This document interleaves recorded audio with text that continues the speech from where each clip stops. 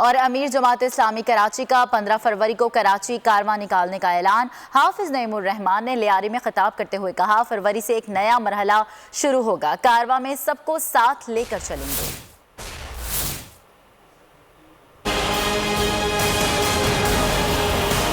پوری ایک فہرست دی ہوئی ہے جس پر مذاکرات کا عمل اس وقت بھی جاری ہے۔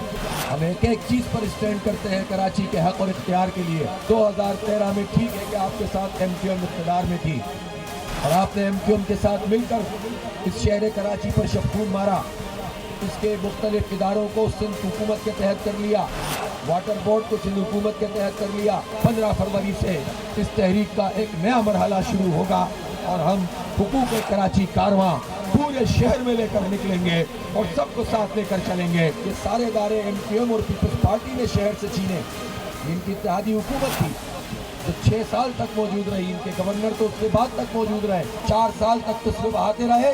اگر وہ کوشش کرتے اختیار وہ لے سکتے تھے، لیکن یہ کام بھی آپ کے حصے میں آیا، جماعت اسلامی کے حصے میں آیا۔ انشاءاللہ ان کے مذموم مقاصد کو ہم ناکام کریں گے، ہم سب کو ساتھ لے کر چلیں گے اور اس شہر کو پام عروج پہ پہنچائیں گے، ہم ترقی دیں گے، اپنے بچوں کا مستقبل سنواریں گے۔